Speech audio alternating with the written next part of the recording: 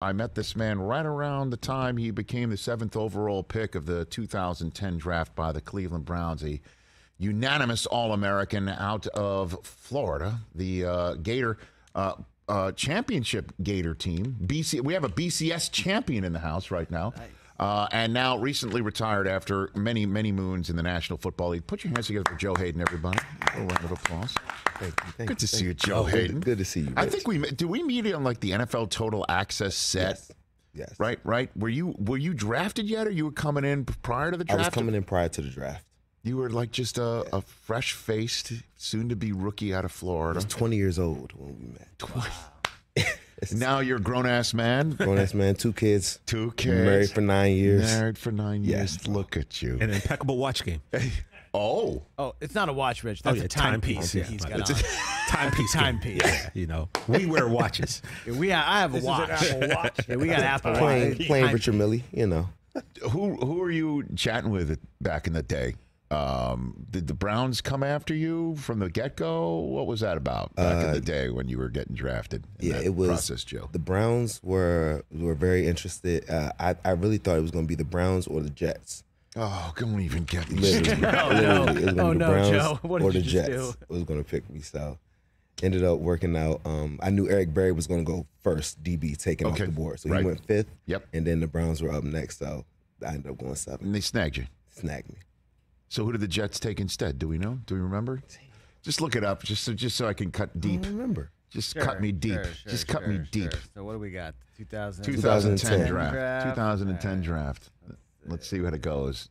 Eric Berry, that was no Eric joke. Berry was nice. He went to Kansas City. No question about so it. Good. Oh, my gosh. We're here on our terrestrial radio show, Rich Eisen Show. We've got Joe Haden sitting here on our program, the 7th overall pick of the 2010 draft. Who did the Jets take in that draft, Chris Brockman? Have you not found it yet? The Jets were drafted at the bottom. They took Kyle Wilson. Oh, I knew it was a corner. They weren't coming to get you. No, they were 29th that year. They had no shot at you. They weren't coming. Who up. was the 10th? Who was the 10th pick? 10th pick was, let's see, Tyson Alalu went to Jacksonville. Oh, my boy. He plays with the Steelers right now, Alawalu. Let's see. Who Okay. else? Earl Thomas went 14th that year. Okay. That was a surprise. That was Pete Carroll's first draft. Remember that? And everybody thought that they would go with what was the name of the safety out of Taylor Mays? USA. They thought they were going to go. Yeah, because Yes. of course Pete would go with a Trojan. Yes. And instead, no, he went with Earl Thomas. Yeah. A Texas Longhorn. Everyone's like, okay, Pete's gonna. Switching it up? This is the way he's going to do it in the NFL. This was the year, actually, I think the commish bro hug started. Trent Williams went 4th overall. Okay, very good. Yeah. Okay. Sam Eric Bradford, Berry, number Russell 1. Okung, yep. So, why'd you decide to retire, Joe? Man, I didn't plan on it, honestly. I was training, I was working out this whole off season, like ready to sign. I wanted to sign with a contender. I wanted to either play in LA because I live in Encino, or go to Buffalo because I really feel like they have a really, really solid chance to win. So the longer I was working out, I was here. My son just started kindergarten, and I was working out, and then I would go golfing. I was hanging out with my family, and I was kind of got comfortable. You know what I'm saying? Like it was I wanted to play, but at the same time they were kind of like offering me league minimum deals, and like I was like, do I really want to move my family when at the end of the day I had a great career, and I kind of got I was at peace with it. You know what I'm saying? Like it's been real. Do I really want to leave what I got going on right now?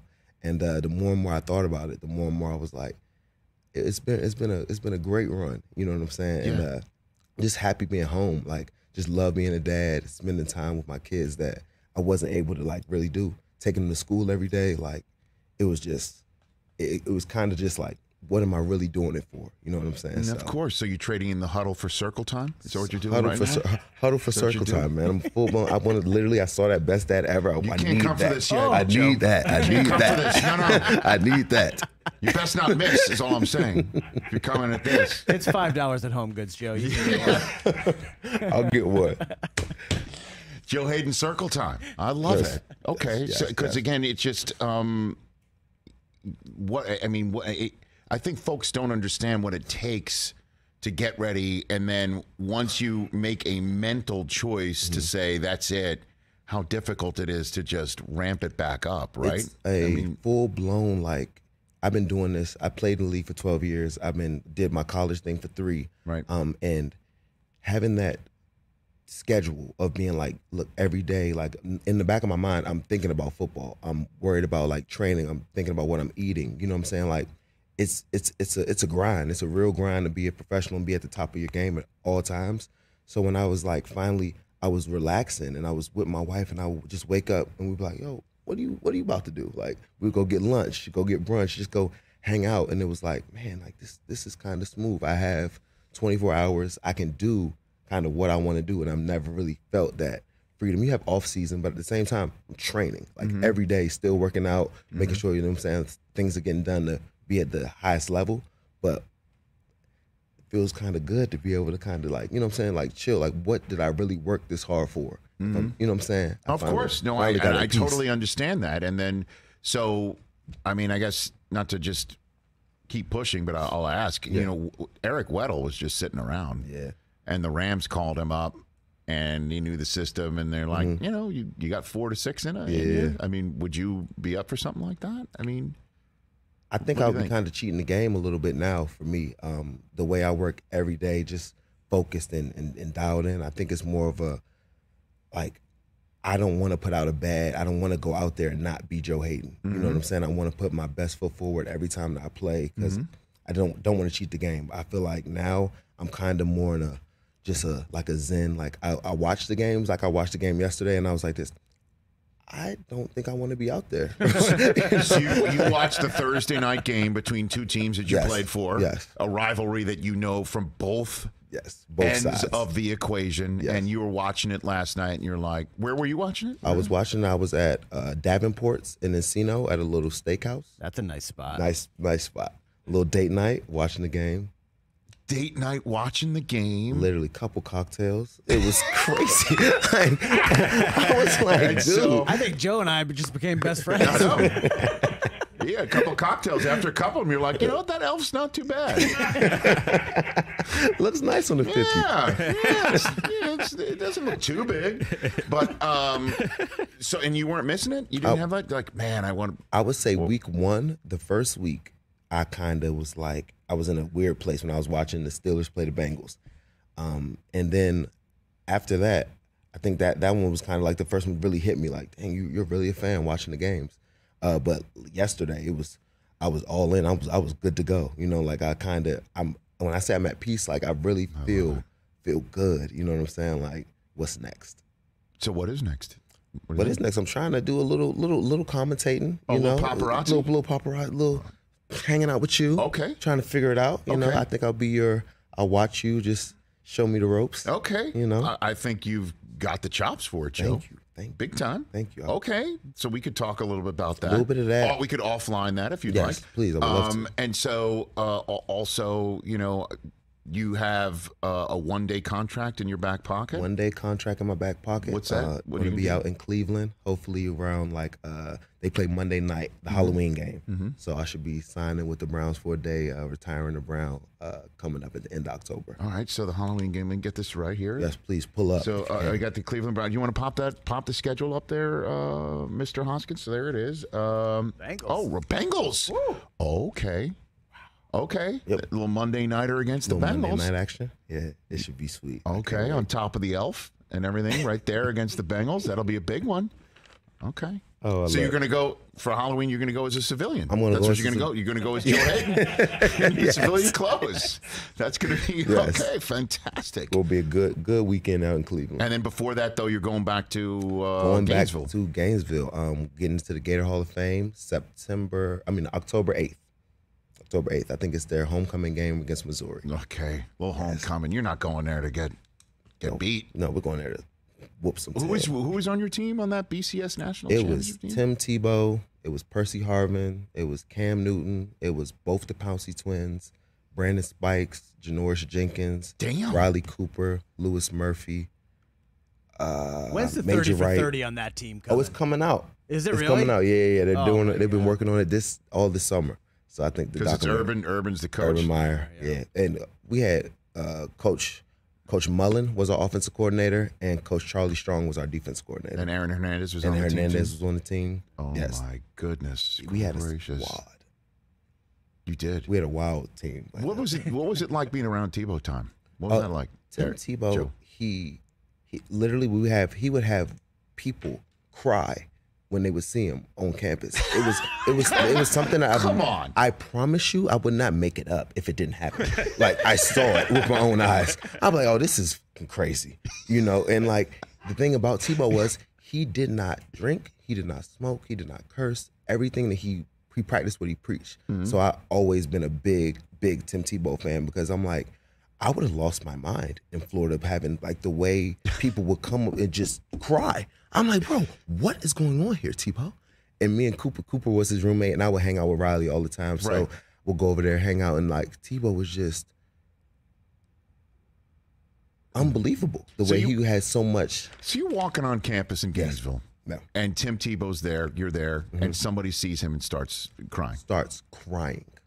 Literally. A nice looking lady. Nice looking lady. I was like, and he hands her a tissue and walks on. He's like, oh man, gives her a little hug and then steps off. I mean, he was like all 4 Beatles wrapped into one. I've never seen anything like it. I've never seen anything like it in the pros too, Joe Haden. I was at a Thursday night game in Denver. Mm-hmm. It was Jets versus the Broncos, and the Jets were losing, and they were still losing even though Tebow for 3 quarters was throwing it like, and this is with the ultimate of respect, and I know this sounds very disrespectful, it looked like he was throwing it with his feet. I'm serious. Joe, I'm telling you, he was just missing receivers. Slippery? It was not. It was just Was it raining? It was not. It was just him sometimes not having the right mechanics, the right throw, the typical stuff. That's why he didn't get on the field so much in the pros. Is his practice, the balls were hitting the ground, and you know what coaches are like that in practice. If you don't practice well, you're not playing. Until it came to the point where they, John Fox had to put him out there, right? So he did, and as we all know, Tebow Time would hit, and the fourth quarter hit. He was a different quarterback. Person. Yeah. The balls were now suddenly perfect spirals, hitting somebody right in stride. And then when the throws weren't there, he was smart enough to pull it down and make the play. I looked around at Marshall Faulk and Mooch and the rest of us for Thursday Night Football. I'm like, this is real. Yeah. Tebow Time is real. It's a real thing. I've never seen anything like that in my entire life. The dude, he puts the work in. Sure. Yeah, he does. But now he does it for TV too. He's crushing it. Joe Haden here on the Rich Eisen Show. All right, let me put you in the role of paparazzi then, shall we?